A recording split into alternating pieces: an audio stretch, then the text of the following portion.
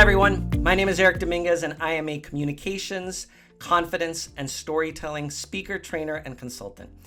And you would think that someone with 25 years of experience, especially in communication, confidence, and storytelling, would have just a simple and easy time recording a YouTube video.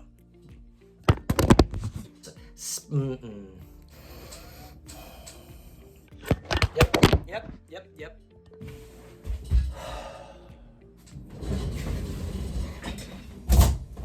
And there's always some little mistake that makes me just a little bit uncomfortable, some little flub that I think, no, that's not quite the way that I wanted to word it.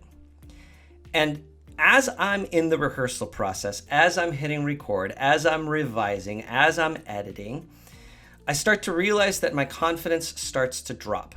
And I know why. It's not because I keep hitting record. It's because there's a story in my head that I need to be the perfect public speaker. And that story doesn't come from nowhere. It actually comes from a lot of different influences. And I think that this is a story that we all have, not just in public speaking, not just in recording a video, but in every aspect of our lives that requires confidence.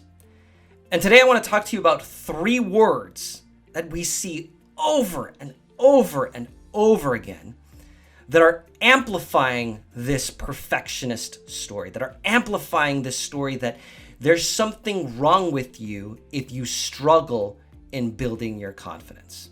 Now, I want to make something clear because I see these words marketed again everywhere. If you're someone who has used these words in your own marketing material, I know that they're coming from a good place. I know that the intention is there to help solve a problem. And they do. These words help solve a problem, but it is a problem that not only doesn't need to be solved, but when we amplify and we elevate these terms, when we amplify and we elevate these words to a specific goal, we not only realize that the goal is unreachable, but again, we start to create that story that if I'm not reaching that goal, there's something wrong with me. So the first word that I want to talk about is painless. I see this a lot in marketing material for public speaking programs, right? Painless public speaking. Now, let me be clear again. Public speaking or any sort of confidence required skill shouldn't be physically painful. It shouldn't be physically or emotionally painful to the point where you can't actually move forward. That's a separate issue for a separate day. But we interpret painless as without discomfort. I want to say that again. We interpret painless as without discomfort. Any public speaker that claims that they are 100% comfortable, they're not actually doing the work to serve their audience. Public speaking should never be fully comfortable. Public speaking should never be fully painless because there's always a price to pay for your audience. There's always something that you as a speaker get to stretch yourself into in order to properly serve your audience. So when we enroll in these painless public speaking programs or painless whatever programs, we step into it and we realize that the pain, that discomfort hasn't gone away. It shifts, right? It moves, and there is a way to transform those fears into fuel, but shoving and oppressing and moving the pain away doesn't serve us. Again, it creates this perfectionist mindset that if I am somehow uncomfortable when I am speaking, or if I'm somehow uncomfortable in this task, then I must be doing it wrong. And I want to be the first to tell you that if you feel uncomfortable building a skill or performing a task like public speaking, there's nothing wrong with you. In fact, there's something very, very right with you. If you are uncomfortable, you're doing it right. So when you see the word painless, my encouragement to you is to pause and think, what does that actually mean? What is this program actually trying to get me to do? If it's getting me to try and remove all discomfort from my life, that's a goal that's never going to happen. And not only is it never going to happen, it's actually removing the space where we grow the most. So the second word that I have for us is the word unstoppable. Be unstoppable. You can be unstoppable.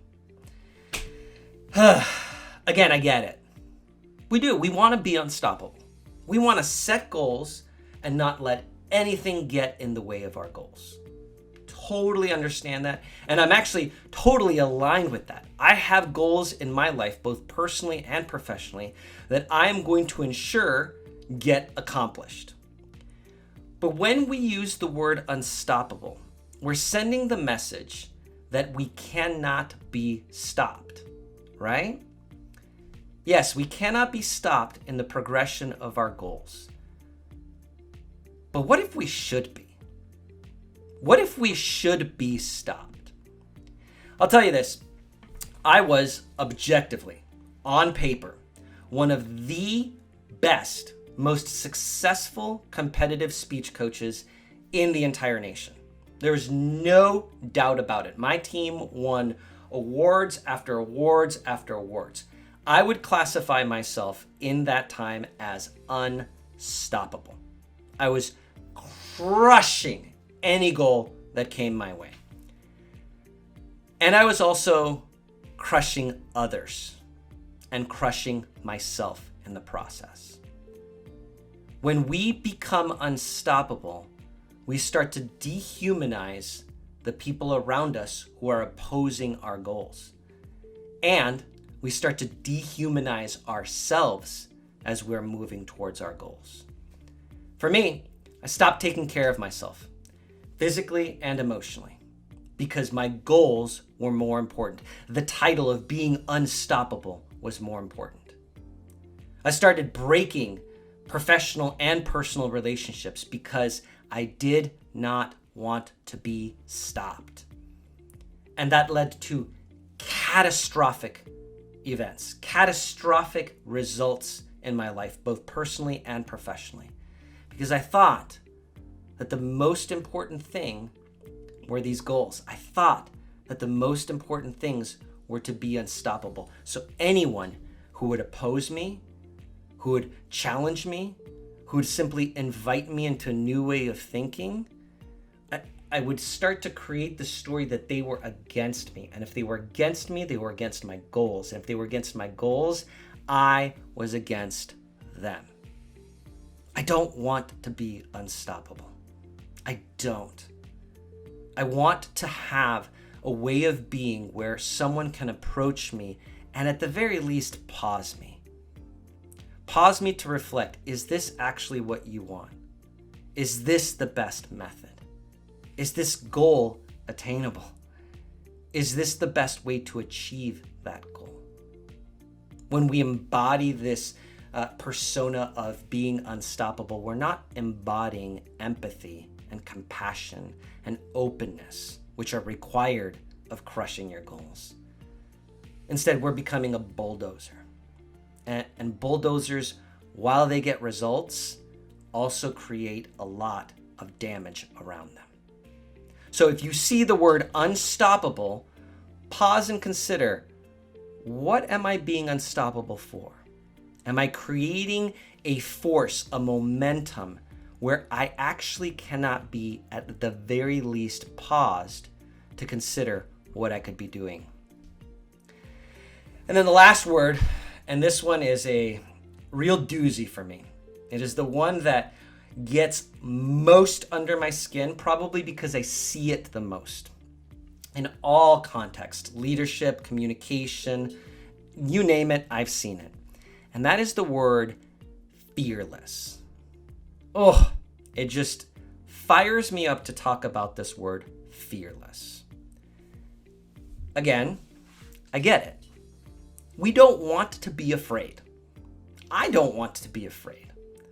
I want things to go smoothly in my life. I don't want to focus on what has gone wrong or what could go wrong. I don't want to focus on the fears around me. But let me be clear.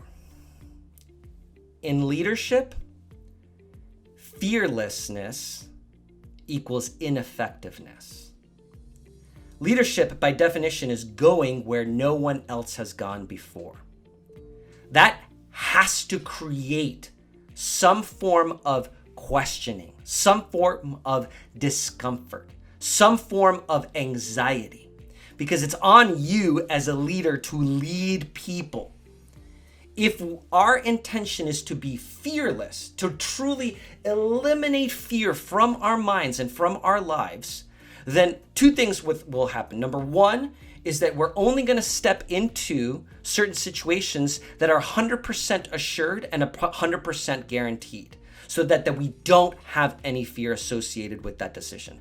That's not leadership, right? That is not leadership. Leadership is not guaranteeingship. Leadership does not mean that you are 100% assured of what may or may not happen. Leadership is, this could work and it could not. Or this could work and it might not work the way that we want it to.